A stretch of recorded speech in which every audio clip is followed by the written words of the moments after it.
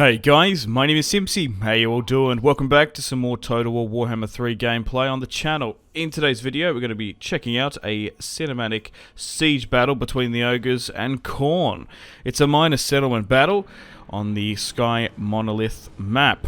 I've got to say a huge thank you to the Creative Assembly for sending me over some footage recorded by one of their devs for me to showcase on the channel, so thanks to them. They've sent me over a bunch of footage, so expect more battles and sieges to come out over the coming days. Please take into consideration that development for Warhammer 3 is still in progress, and there might be some things here and there to subject to change, so bear that in mind. Rightio then, let's get stuck into the battle. So it's an ogre defensive siege in this minor settlement.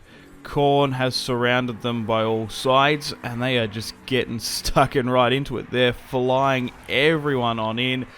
They've got bloodletters just smashing on into those Noblars. Some Noblar skirmishers sitting at the back, raining fire on death against the Chaos forces. And then we've got some heavy hitter ogres just sitting at the back there as well, keen to join the combat. I will be going through as well later on in today's video after the battle the Khorne unit roster, where you're most welcome to pause and have a look at the stats for all the units that Khorne has to offer. We have some ogre pistols here putting down some suppressive fire against the Khorne warriors, trying to smash on through those Noblars. They seem to be making quick work of them as well. We've got some chaos spawn in there, we've got some warriors as well. We've got some Mournfang cavalry here actually engaging the Chaos cavalry as well. And there seems to be a fair few ways of attack into this ogre settlement. So you've really got to plug up those gaps, or those are going to be incredibly exposed. That capture point could get taken quite quickly. Right, further over here, got some Blood Reapers, Bloodthirsters,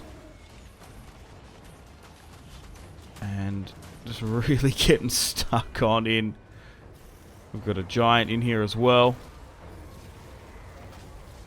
Oh, and we've actually got Scrag, the legendary lord of the ogre, Scrag the Slaughterer. Whoa! Doing a little donut there with that metal chariot binded to his bat. I guess you could call it no, it's like a reverse chariot because he's the horse, isn't he? So it's just a big old meat dish stuck on behind him. So we've got some saber cavalry here now, just holding down and whittling away at some chaos warriors. But they seem to just be smashing on through these Noblars here, and are probably doing the best progression into the settlement. Alright, swinging on down on here. Anything else going on? As they're slowly but surely making their way, Khorne, against the ogre defensive line. Looks like they've broken on through here. The ogre pistols have rather stopped firing and drawn their weapon just to go into hand-to-hand combat with those bloodletters. It'll be interesting to see how well they fare. Further over here, we've got some ogre cannons and some Mournfang cavalry. It looks like either Khorne has retreated from that position. They've just been smashed on down here. They're surrounded by Mournfang cavalry from either side. This is where most of the legendary lord fighting, but Khorne going on. Oh, they got a fire belly as well. But Khorne seem to be really doing well here. They might actually be able to take down Scrag the Slaughterer. Man, if the ogres lose their legendary lord, I would say she's nearly all over Red Rover. They're not going to be able to come back from that. Got some Bloodthirsters there pushing on in. And still a fair few capture points haven't been taken. Looks like the ogres have seen their position faltering there and are trying to regroup somewhat. But here comes Chaos, the storm of the Chaos Warriors. Look how fantastic those guys look. Some little Noblars seem to be holding, which is quite surprising. And some other ogres there. Super hard to call this one. Really quite close. But I really like the look of this minor settlement map. It's absolutely enormous. Is this where the ogres hang out? I would assume so. It looks really quite ogre-y and decrepit.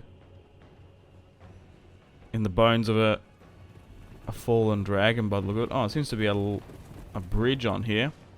So, looks like the ogres are trying to just hold the dissenter, reform and re-rally, and try and make a play against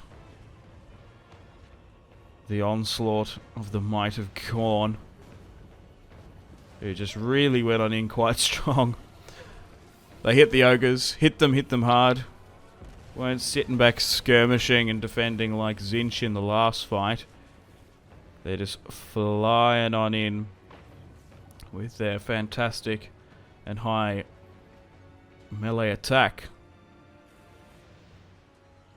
You gotta give it to Khorne. Hyper aggressive on in. Seems to be serving them really quite well. Alright, what's going on over here?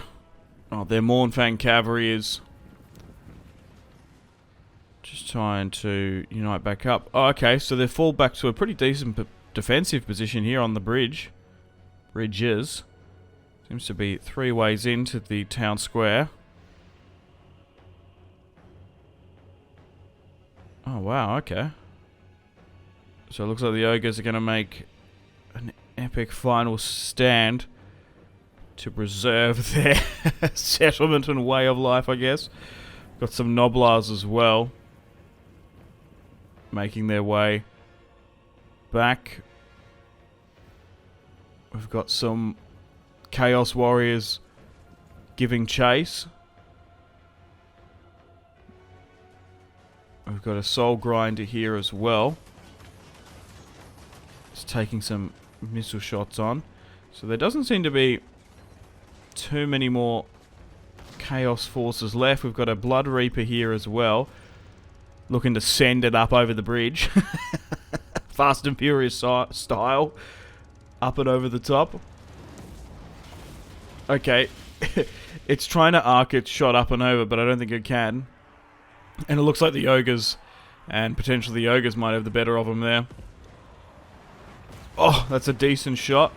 Both are trying to trade. Both have the right idea to sort of protect themselves.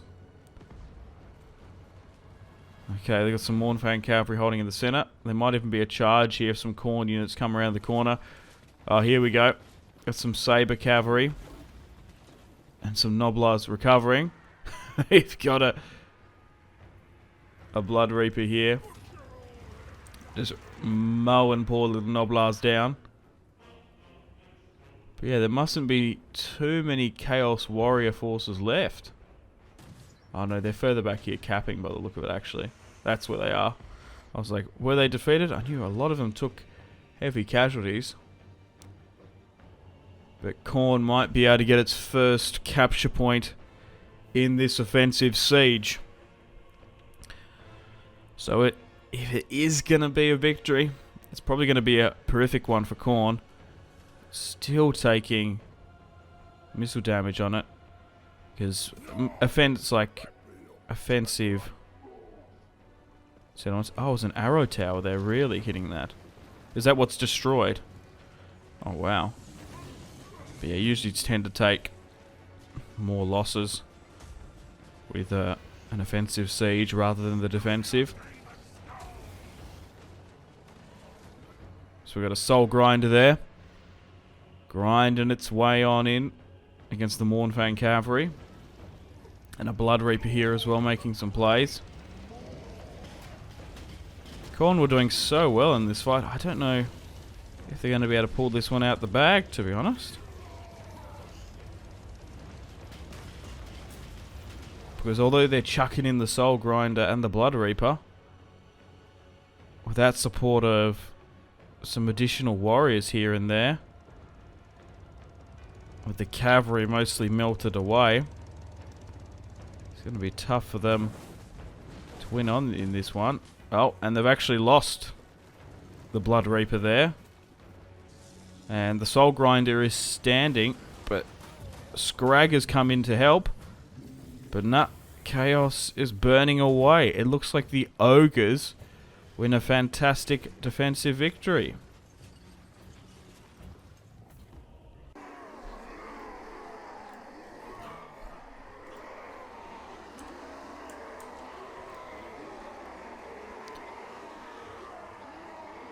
Let's go through the Khorne unit roster then. You're most looking to pause and have a look at the stats as we go on through. So we have the Exalted Bloodletters of Khorne, 45 weapon strength, 42 melee attack, 40 armor, with the physical resistance of 20, spell at 25, and they have the demonic trait there. Pushing further to the right, we have the Chaos Warriors of Khorne, Halberd unit, 100 armor, 30 melee attack and defense.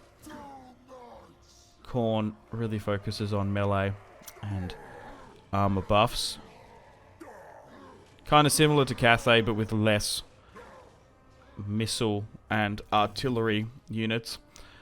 Chaos Warriors of Khorne, dual weapons. They have Frenzy, they have an armor of 100 and 52, the Berserker Axe unit. Moving on now to the Spawn of Khorne. They have a leadership of 100 and a weapon strength of 190.